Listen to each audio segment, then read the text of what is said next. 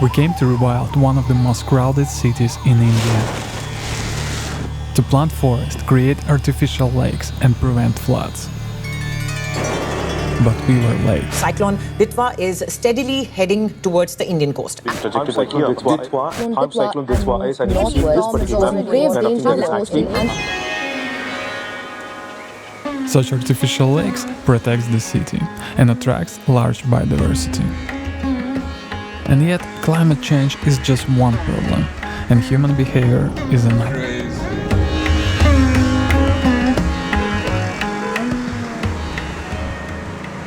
We are in Chennai, a coastal megacity of over 11 million people. It's the sixth largest metropolitan area in India, and around 20,000 people live on every square kilometer.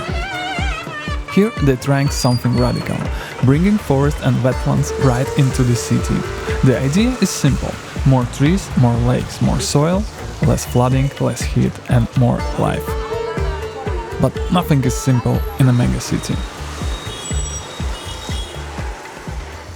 We're in the eco park, right in the middle of Chennai. This area is completely rewilded, and it's nice to see in such crowded and busy city this pocket of wilderness. This used to be nothing, just barren land. All these trees that you see are now like at least 3-4 years old. And we cleaned this whole place. We put the fence, we put the children's play equipment, we planted all these saplings, we put a gardener here who will water. Now it doesn't require any watering. It's on its own, so it's sustained. So this is that Fabaceae flower. You can actually make tea with this, herbal tea. Yeah. Yes. So see, there are flowers here, there are berries here, there are fruits here, so it becomes like home to all life. In this very, very crazy, busy city, there's this green haven, and you see so many butterflies, insects, birds, greenery, plants, trees. Very impressive. And it becomes even more impressive when you look from above. On the right, here are urban forests. On the left, despite that this is city center, piles of trash. And it's really sad to see how some people behave. For example, here's the wall, and it's damaged, vandalized, and there is some rubbish. You have all these messages here on the wall, and right by that wall people still litter. What you're seeing in front of you now is the hard work of so many people. Let's say if 100 people volunteered, 5 people in the later stages have abused. For us, this is more than public space. You get emotionally attached to it. How much money we spent in putting that fence? It gets damaged. Then we'll have to repair it again now. Public properties get vandalized. Repeatedly we have to work. There's no end to this. Despite all of this, people like Arun working really hard, and it doesn't stop them. So it's great motivation. Then we went to plant about 160 native trees right inside the city on the property of one university.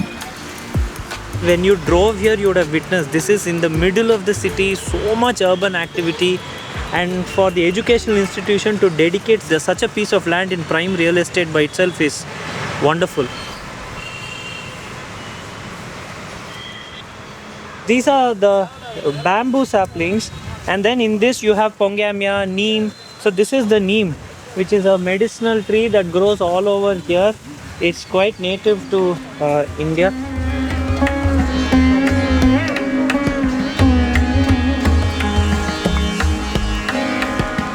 So benefits definitely as close to a river, in the middle of the city, air quality, water retention. We're a cyclone prone city, so our trees have to withstand that. So their roots have to penetrate, they have to sturdy grow, they have to also become home to all these birds that you're hearing. In such a urban pocket, you'll still be able to spot garden lizards, snakes, pond heron, cattle egret. We just spotted all of those in the morning here. So it's a beautiful feeling to have something like this develop.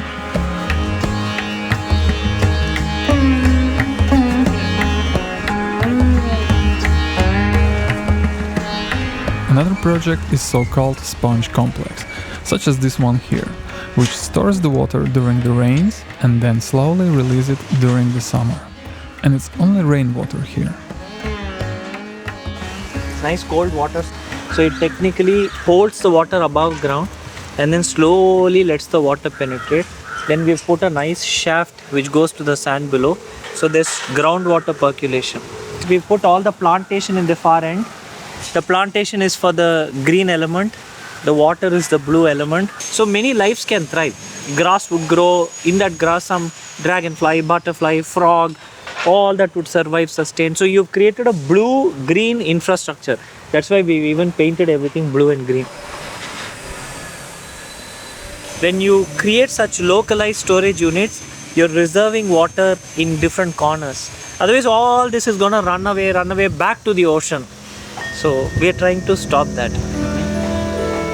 And if this one looks like just a simple concrete basin, have a look here. It's hard to believe that this lake is also artificially made. It was our favorite spot in the whole Chennai, and we spent quite a lot of time here.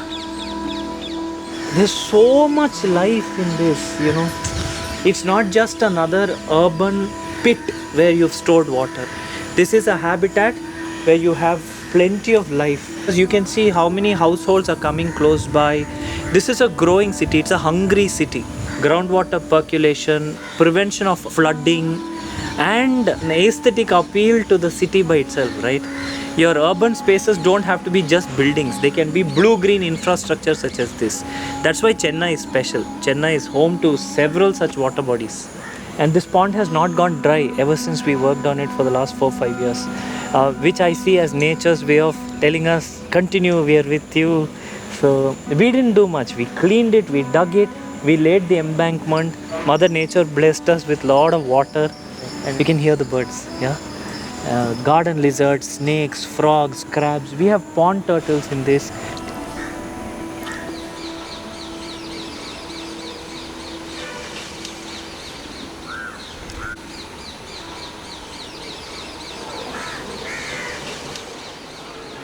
And you'll just lose yourselves here.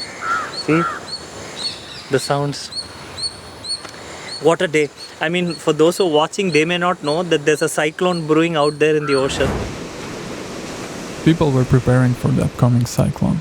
And being there on the beach, I cannot stop thinking about human neglect towards the nature and their environment. Even here you can see sand soaked in oil. I have difficulties to film anything without the garbage being in the frame. Indian holy cows eating plastic right next to the beach, and even worse situation inside the city where they're grazing on the landfill sites. Crazy. Seeing river in such state terrified me. Why people are doing this, and how it can be normal for them.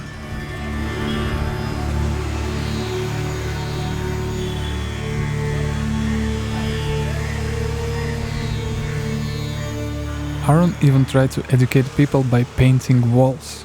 We have a lot of public walls. Why can't our walls become our spokespersons, where we paint information related to wildlife, habitat and conservation? So you're technically looking at visuals about birds, snakes, frogs, turtles, fish, crab, and you, one, educate yourselves, two, it also, we hope, has a better psychological impact on urban dwellers.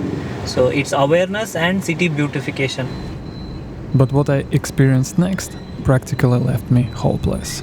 This is quite large pond here, and all of this water goes into the Chennai city itself back as a drinking water, like a normal tap water. And several people just come here to use it as a toilet, you know. They basically pollute their own drinking water. I don't know if it's a problem of the public toilet, of the mentality, but that's really sad to see that they pollute their own water. Even like, you know, here's the sign, like don't garbage, and don't put the trash, don't litter, don't use this area as a toilet. People fish here, they eat that fish, people take a dump here. How many people can we keep stopping? Imagine if we had not cleaned this lake, if we had not done all this. People would still be dumping garbage. This lake would become non-existent after a point. Ooh, the land, see how we made that. So we've seen quite a few places today, and it already gives a different impression on the whole city, because if you're just here and see the streets, you get one impression. Once you see all these green spaces, it's wonderful. Like, the air is completely different here. If you stand here, then when you go to the main road, it's such a big difference, like huge. And there's a place for wildlife.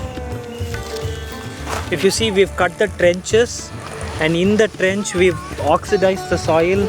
Then you put the saplings. Now the saplings are gonna grow. In 4-5 years, this will be a nice urban forest. Yes, and you'll have a lake. See, the city will grow here, and the forest will also grow here. Cyclone Ditwa is steadily heading towards the Indian coast. As the cyclone approaches, over 50 flights have been cancelled at the Chennai airport, and schools and colleges remain closed as a precautionary measure.